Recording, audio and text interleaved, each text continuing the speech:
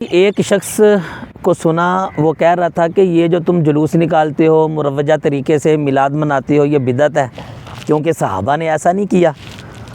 تو کسی نے اس کے جواب میں کہا کہ بھائی جو تم بریانی کھاتے ہو، جو تم گاڑی یوز کرتے ہو، جو تم چشمہ یوز کرتے ہو، صحابہ نے اس طرح بریانی نہیں بنائی، نہ اس طرح کی بریانی کھائی، نہ اس طرح چشمہ پہنا، نہ ایسی گاڑی یوز کی۔ تو جب یہ چیزیں جائز ہیں تو جلوس میلاد اور محفل میلاد بھی جائز ہے۔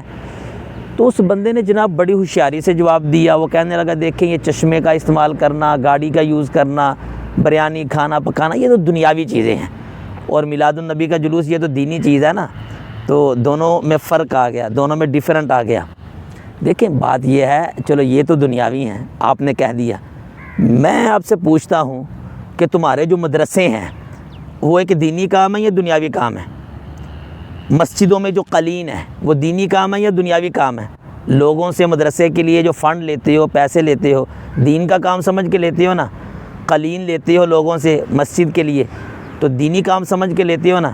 تو کیا صحابہ نے ایسے مدارس بنائے تھے، مساجد میں ایسے قالین بچھائے تھے؟ مسجد نبوی تو بالکل کچی تھی۔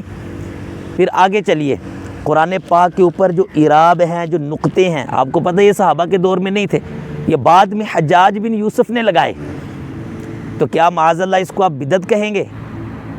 بدعت کہیں گے تو بدعت حسنہ ہوگی نا، بدعت سیئہ تو نہیں ہوگی۔ اور پھر اسی طرح آپ دیکھتے جائیں، اصول حدیث کا پورا علم جو مدون ہوا ہے، صحیح کی تعریف، ضعیف کی تعریف، مرسل، معدل، حدیث حسن لعینہ، حسن لغیرہ، اور ان کے سارے احکام جو ہیں یہ بعد میں محدثین نے ان کی تدوین کی، تاکہ ہر کوئی بندہ یہ نہ کہتا رہے کہ نبی کریم علیہ السلام نے یہ فرمایا۔ انہوں نے کچھ قوانین اور اصول مرتب کیے جو صحابہ کے دور میں نہیں تھے۔ فقہ تدوین ہوئی، صحابہ کے دور میں اس طرح فقہ کی تدوین نہیں تھی۔ پھر بخاری، یہ مسلم، ابن ماجہ، ابو داؤد، نسائی، ترمذی، یہ سیاستہ، اس طریقے سے کتب یہ صحابہ کے دور میں تو نہیں تھی۔ تو کیا خیال ہے آپ کا، یہ سب بدعت ہے؟ تو بھائی ایسا نہ کریں یار، ایسا نہ کریں۔ اور یہ ساری چیزیں کیوں بنائی گئی ہیں؟ اس لیے کہ ان کی ضرورت ہے۔ میں آپ کو بتاؤں بدعت کیا ہوتی ہے؟ بھائی بدعت یہ ہے لا اصل لہ فی الدین، دین میں جس کی اصل نہ ہو۔ یہ میں نے جتنی باتیں کی نا، یہ مسجد میں قالین اور مدارس کا بنانا، اصول حدیث، فقہ کی تدوین، ان کی اصل موجود ہے دین میں۔ قرآن و سنت میں علم دین کی اشاعت، علم دین سیکھنے سکھانے کی مطلقاً فضیلتیں آئی ہیں۔ تو اب ان کی ترویج کے لیے مدارس بنائے جائیں گے، مختلف علوم کو تدوین دیا جائے گا۔ تو بھائی یہ بدعت نہیں ہوگی، اگر بدعت ہوگی بھی تو بدعت حسنہ ہوگی۔ آپ اس بات کو سمجھے، دیکھیں یار کیسی عجیب ہے، سارے کام آپ کرتے ہو تو بدعت نہیں ہے، اور یہ بدعت کی تعریف آج تک ان کو سمجھ میں نہیں آئی۔ لیکن آپ تو یاد رکھیں گے، لا اصل لہ فی الدین، دین میں جس کی اصل نہ ہو۔ میلاد النبی کا جلوس نکالتے ہیں، محفل میلاد مناتے ہیں، دین میں اصل موجود ہے۔ وَتُعَزِّرُوهُ وَتُوَقِّرُوهُ، نبی کریم علیہ السلام کی تعظیم اور توقیر کرو، محبت رسول، عشق مصطفیٰ، محبت مصطفیٰ، تعظیم رسول، یہ اصل ہے۔ اس کے بغیر تو دین ہی مکمل نہیں ہوتا۔ تو یہ جو ساری چیزیں ہیں ہم اس لیے کرتے ہیں لوگوں کے دلوں میں محبت بڑھے۔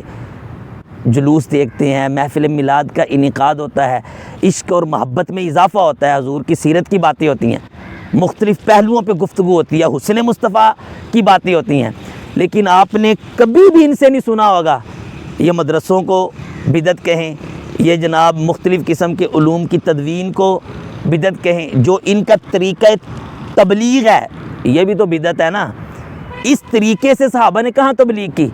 اور میں کہتا ہوں تمہیں صرف میلاد النبی کے جلوس میں آ کے بدعت یاد آتی ہے، صرف تمہیں معاذ اللہ رسول اللہ سے دشمنی ہے۔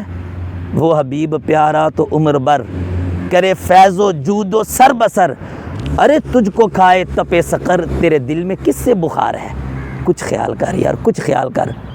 امت کو کیوں غلط باتیں بتاتا ہے؟ مسلمانوں کو کیوں پریشان کرتا ہے؟ خوف خدا کر، خوف خدا کر، ایسا نہ کیا کر۔ ظالموں محبوب کا تھا حق یہی، عشق کے بدلے دعوت کیجیے۔